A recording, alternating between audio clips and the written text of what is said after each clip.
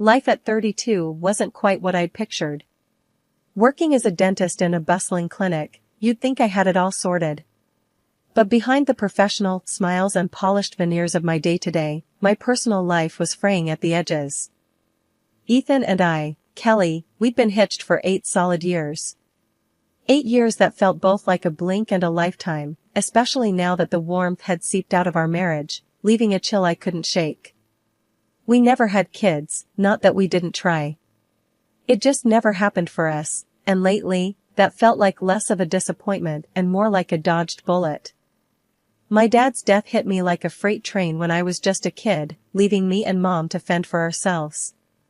She was my rock, my safe harbor in every storm. Now, she was the one needing protection, holed up in a rehab center fighting her own battles. I visited her every chance I got, pouring out my worries and fears about Ethan and the gaping rift between us. "He's just not the same, Mom," I confessed during one of those visits, the sterile scent of the center mingling with my unease. "It's like I'm living with a stranger. He's distant, cold even. I don't know what I did wrong." Mom, frail yet fierce as ever, pulled me into a hug that felt like home. "Honey, you've done nothing wrong. People change, and sometimes, not for the better. Remember, I'm here for you, no matter what. Even if you think divorce is the answer, I'll stand by you." Her words were a balm, but they couldn't quite heal the growing wound in my heart. The change in Ethan was like night and day. I reminisced about the man I fell in love with, the one who'd surprised me with midnight picnics and lazy Sunday drives. Now, getting him to share a meal at the table felt like an achievement. Our conversations had turned into monologues, with me playing the lead and Ethan the disinterested audience. "Babe, can we talk? It feels like you're miles away lately," I'd say, trying to bridge the distance. "Yeah, sure. Just let me finish this thing for work," he'd reply, his eyes never leaving the screen of his laptop. But later never came. It was always some project, some deadline that kept him tethered to that damn computer and miles away from our marriage. Mom saw right through me, the worry lines etched deep in my face mirroring her own. "Life's too short, darling. You deserve happiness, with or without him. Don't forget that." Her words echoed in my mind long after our visits. Ethan's transformation from the loving partner, who'd once held me through the night during my darkest times, to this indifferent shadow of a man was baffling. It wasn't just the absence of laughter or the dwindling conversations. It was the lack of interest in anything that concerned me or us. My achievements at the clinic, once celebrated with champagne, now went unnoticed. My worries, once soothed by his words, now lingered in the air between us, unaddressed. I couldn't help but wonder where it all went wrong. Was it the pressure of our unspoken grief over not having children? Or had Ethan simply fallen out of love with me, leaving his body beside me as his heart wandered off somewhere I couldn't reach? The more I pondered, the more I realized how much I leaned on Mom's strength and wisdom. She was my guiding light in the fog that my marriage had become. And as I watched her battle her own demons with a grace I admired, I knew I had to find the strength to face mine. Whether Ethan was by my side or not, I was determined to find my way back to happiness, with Mom's unwavering support lighting the path ahead. That morning, the call came like a bolt from the blue. The voice on the other end, too clinical, too detached, informed me my world had just crumbled. "I'm sorry to tell you, your mother passed away early this morning," the nurse said, her voice a flat note in the cold symphony of my despair. I stood there, phone in hand, feeling like I'd been punched in the gut. The tears came hard and fast, a torrent of grief that I couldn't stem. Through the blur, I dialed Ethan, my voice a cracked whisper of the devastation rocking me. "Ethan, it's Mom, she's gone," I managed to get out between sobs. There was a pause, a silence that stretched too long. "Oh, Kelly. Is that all? What about the inheritance stuff? Did they say anything?" Ethan's voice was cold, distant, as if he was talking about a stranger's misfortune, not the death of the woman who'd been like a mother to him too. I felt a punch in the gut. Seriously? That's your first question? My mom just died, Ethan. Look, Kelly, I'm slammed at work. Can we talk about this later? Maybe tonight? His voice was as cold as ice, not a drop of sympathy or love. The rest of the day was a blur. I couldn't focus on my patients, couldn't stop the tears, couldn't believe my mom was gone. And Ethan? His reaction kept replaying in my mind, adding salt to an open wound. Home didn't feel like home that evening. It felt like I was walking into a negotiation, not a place of love and comfort. Ethan was there, all right, looking as if he was gearing up for a board meeting rather than comforting his grieving wife. So, about your mom's passing? He started, no preamble. It's sad, yeah, but we need to think about the future. This could be good for us, financially speaking. I stared at him, disbelief and anger mingling with my grief. Good for us? My mom just died, and all you can think about is money? What happened to you, Ethan? Where's the guy I married? He shrugged, a gesture so dismissive it stung. I'm being realistic. We've got to look at the big picture here. Life goes on, and this inheritance could really help us out. That's when it hit me. The man standing in front of me was a stranger, his words slicing through the last threads of what I thought our marriage was. I missed my mom more than ever, not just for her loss, but for the absence of her guidance in this moment of utter disbelief and betrayal. How can you be so heartless? I asked, the fight draining out of me. My world is shattered, and you're counting cash. Ethan didn't blink. Life's tough, Kelly. Best get used to it. We'll talk more when you're thinking clearly. About the will, I mean. I realized then and there, no amount of money, no inheritance, could fill the void my mother's passing had left, nor could it bridge the chasm between Ethan and me.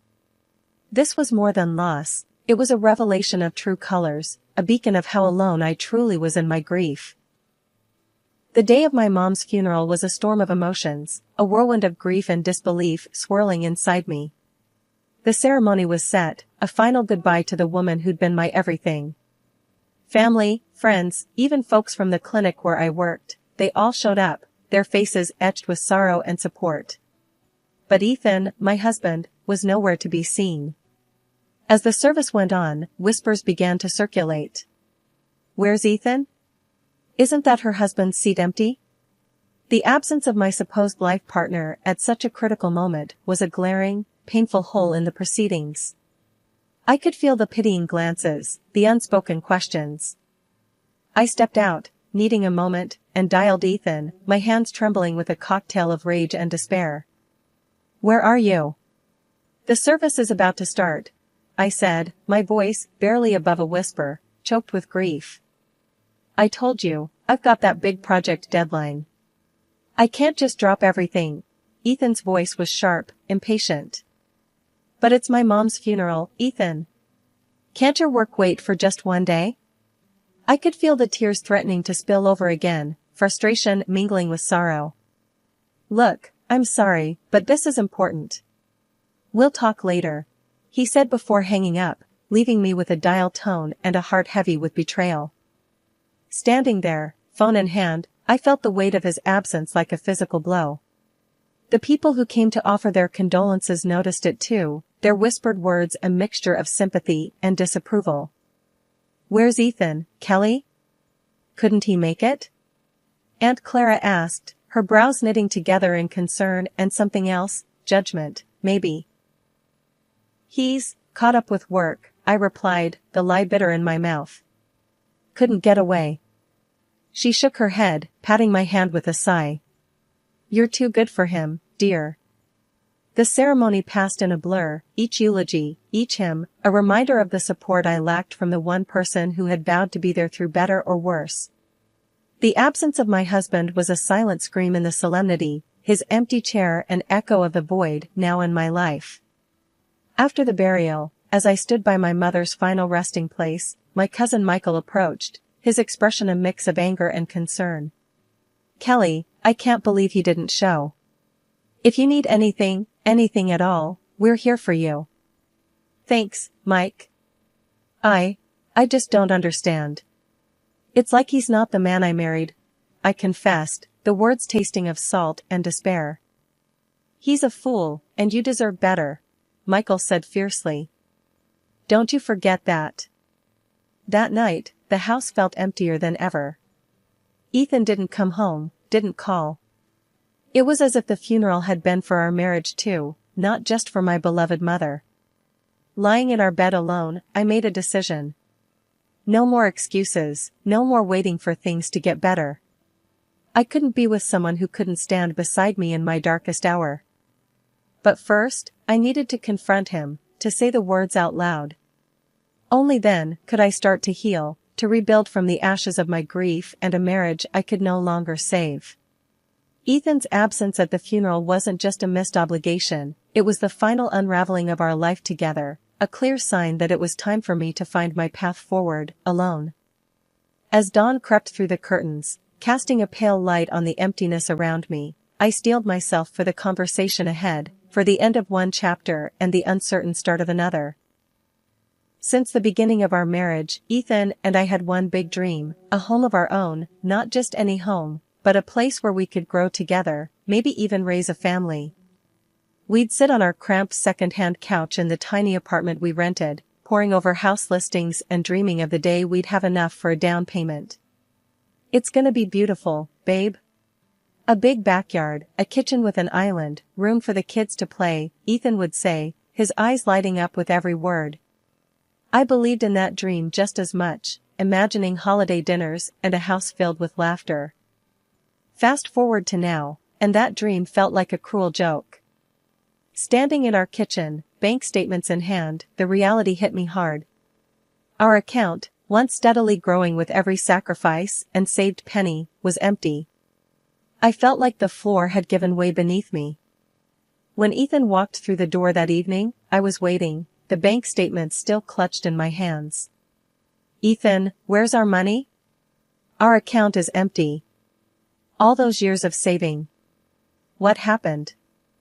He just shrugged, a nonchalant gesture that fueled my growing anger. Needed it for some urgent stuff. Don't worry about it. Urgent stuff? I shot back, my voice rising. That was our future, Ethan. Was it for her? For your mistress and her kid? The accusation hung heavy in the air between us. Ethan's face went pale, his usual confident demeanor faltering. How did you know about that? Without a word, I slammed the photos on the table in front of him, pictures of him with another woman, their intimacy undeniable, and a child that bore a striking resemblance to him. His expression crumbled, the truth laid bare between us. This is where our dreams went, Ethan? To another family? My voice broke, the pain and betrayal slicing through me. Ethan opened his mouth to respond, but the words seemed to fail him.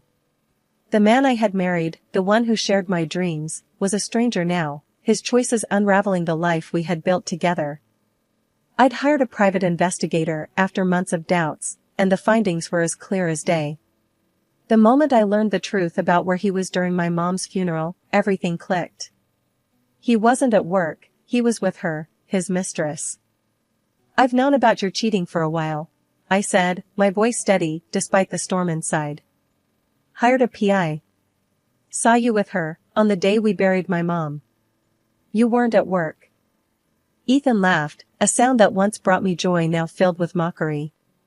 I've been wanting to end this for a long time, he admitted with a coldness that cut deeper than his words. I was just waiting for you to get your inheritance. Guess there's no reason to wait now. His confession was a slap in the face, but it also lit a fire in me. I wasn't going to let this defeat me. You're leaving, but not with my money, I declared with a newfound strength. I informed him of my decision to file for divorce and demanded the return of the money he'd taken from our account, money we'd saved together for a future that was now in ruins. He didn't argue, just packed his stuff and left with a smug look that made me want to scream. The moment the door slammed shut, I called my lawyer, my hands trembling, but my voice clear. I'm filing for divorce.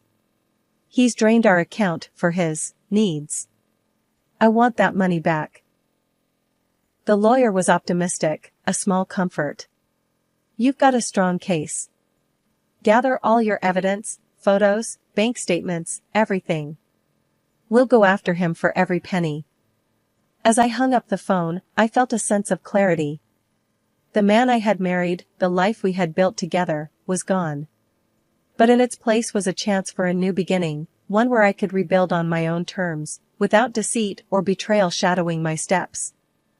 The courtroom was charged with tension, a silent battlefield where eyes did most of the talking. When it was finally time to face off, Ethan couldn't even look me in the eye. The judge's gavel might as well have been the final nail in the coffin of our marriage. You're ordered to return half the savings from the joint account, the judge declared, his voice firm and devoid of sympathy for the man on the other side of the courtroom. Additionally, you'll compensate for your deceitful actions. Sitting across from him, I could barely contain a triumphant smile. It wasn't about the money, it was about accountability. Looks like the truth's out, isn't it?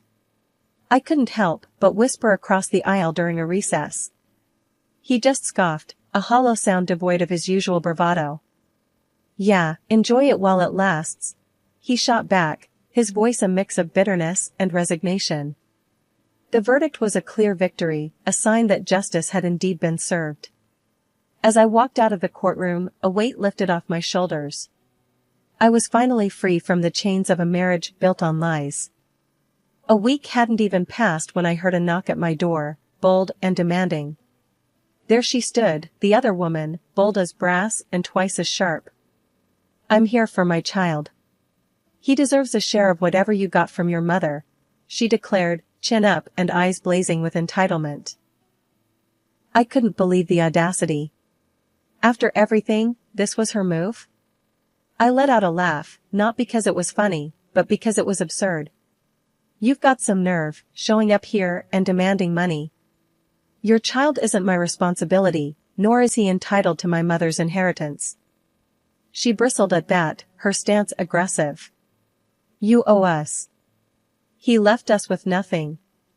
The only thing I owe you is a call to the police if you don't get off my property, I retorted, my patience wearing thin. The threat seemed to pierce through her bravado, and with a huff, she turned on her heel and stormed off.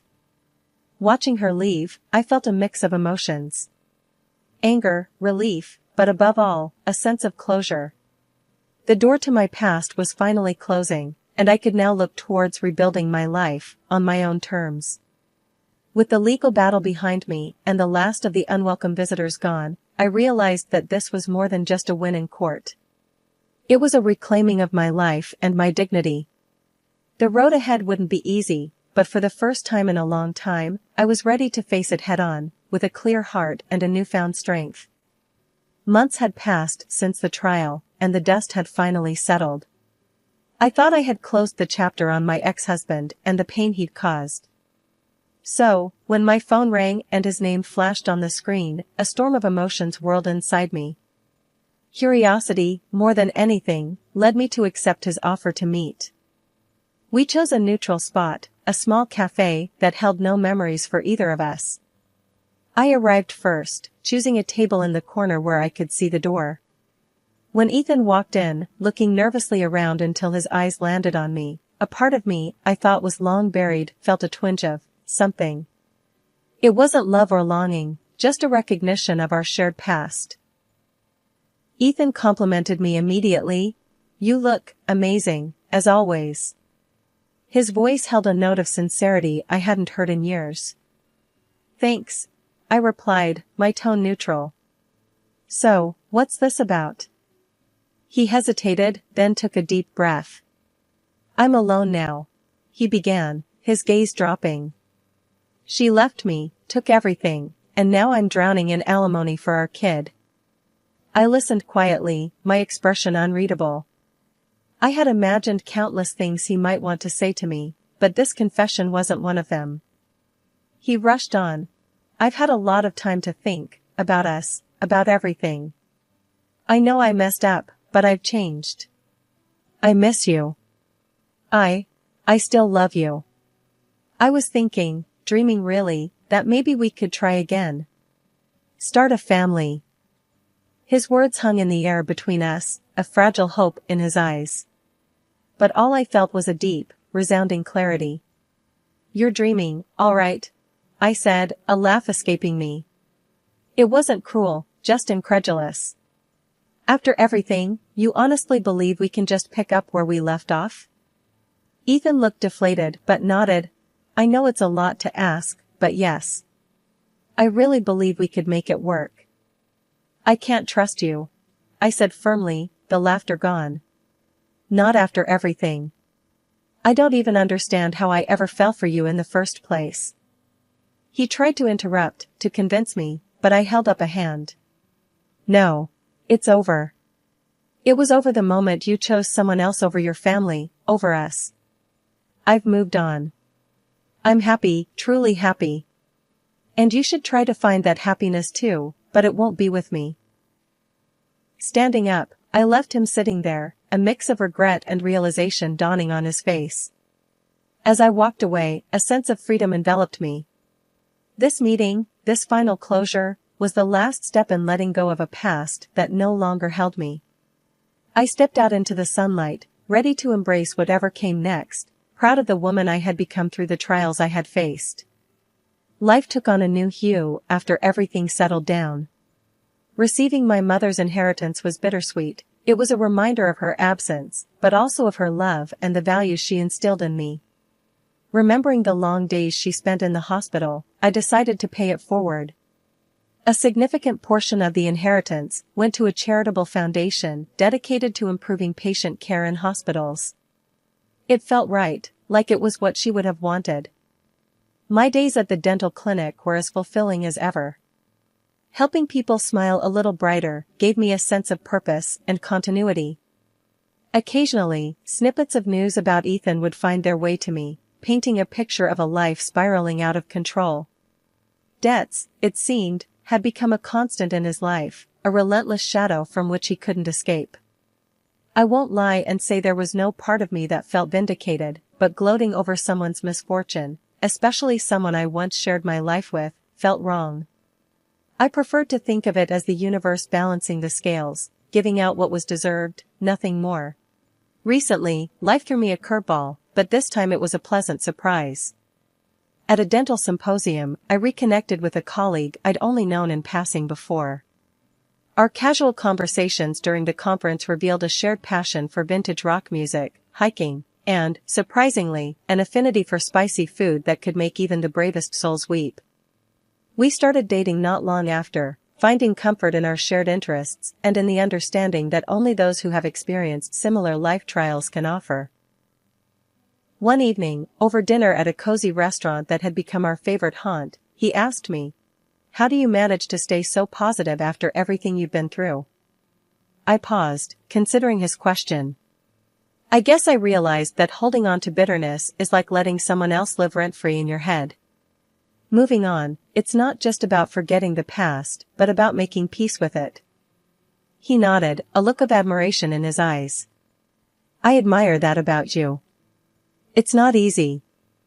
Smiling, I reached across the table, squeezing his hand.